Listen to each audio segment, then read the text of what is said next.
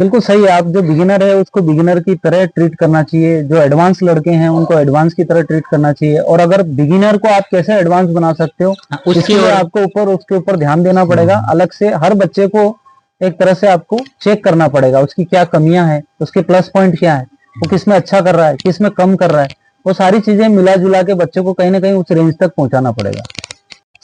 अभी जो बच्चे तैयारी कर रहे हैं जी, उनका कैसे क्या आप प्लान करते हैं, कैसे वर्कआउट प्लान करते हैं, और उनको एक जो नॉर्मल बच्चा है जो बेसिक से फिजिकल की तैयारी करना चाहता है, क्या उसको 1 महीने में तैयारी कर सकता है या 2 महीने में तैयारी कर सकता है? बहुत सारों के ये सवाल आते हैं कि हम हमारा फिजिकल 1 महीने बाद है, तो हम क्या इसके लिए 1 महीने में तैयार हो सकते हैं?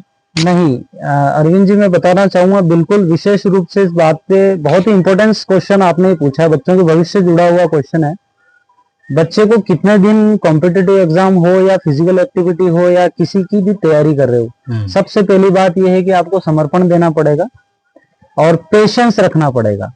पेशेंस रखोगे तो है आपके अंदर वो चीजें बनना शुरू होगी और रिजल्ट आपके पक्ष में आएगा। तो आपका सवाल था कि 1 महीने में क्या फिजिकल बना सकते हैं? हाँ। ऐसा संभव नहीं है। आपको कम से कम, जो बिगिनर हमारे पास लड़के आते हैं उनको हम कम से कम 1 महीना उनको ग्राउंड कॉन्टेक्ट में सेट करते हैं। कैसे वो बच्चा लॉन्ग रनिंग कर पाएगा, कैसे कैसे उसकी स्टेमिना कितना है, उसका फिजिकल स्टैंडर्ड कैसा है, उसको उस ढांचे में ढालने के लिए हमें कम से कम 1 से 1.5 महीना तो लग जाता है। शुरुआत में ही लग जाता है, क्योंकि बच्चा लॉन्ग रनिंग करता है, उसके मसल सेट होते हैं, कहीं इधर पेन हो रहा है, कहीं उधर पेन हो रहा है, ये चीजें चलती रहती है 1 महीने तक। फिर बच्चा कहीं ना कहीं धीरे धीरे ग्रो करता है 1 महीने के बाद। तो बच्चे क्या है, ओवर ट्रेनिंग करते हैं और 1 महीने में ही तैयारी फिजिकल निकालने की बात के लिए ओवर ट्रेनिंग करते हैं और इंजर्ड होके बिल्कुल सही बात कहा आपने। ये बच्चे बहुत सारे, पिछली बार भी जब हमने एमपी पुलिस प्रिपरेशन किया था तो हमारा सबसे मोस्ट मोटिव यही था कि बच्चे ओवर ट्रेनिंग ना करें और इंजरी ना हो। ये लास्ट फेज तक हर बच्चा पहुंचना चाहिए। तो उस प्रोसीजर को जरूर फॉलो करें कि कम दिनों में आप ज्यादा गेन नहीं कर सकते। ज्यादा दिनों में उसका एक प्रोसेस रहता है कि आपको बॉडी को उस तरह से ढालने के लिए आपको समय देना पड़ेगा। तो 100% रिजल्ट आपके पक्ष में आएगा। ठीक है, तो हमारा अगला और लास्ट क्वेश्चन ये है कि आपने अपनी एकेडमी के लिए जो आगे के क्या प्लान बना रखे हैं और बच्चों के लिए आपने आगे क्या सोच रखा है, इसके बारे में बताइए।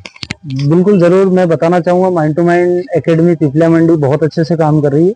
हम कोई भी काम बिना प्लान के नहीं करते हैं और प्लान ऐसे बनाते हैं जिनसे बच्चों का ज्यादा से ज्यादा फायदा हो और ज्यादा से ज्यादा बच्चे मोटिवेशन लें और डिसिप्लिन अनुशासन के साथ काम करें।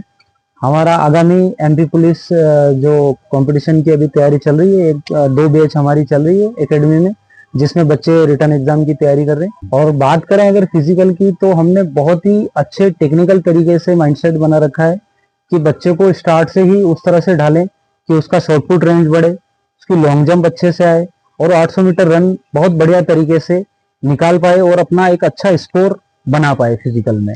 तो हम उसी तरह से काम करेंगे, नहीं कोई दिखावा नहीं है, पूरा ग्राउंड के हिसाब से काम बिल्कुल प्रोसीजर से किया जाता है माइंड टू माइंड पर।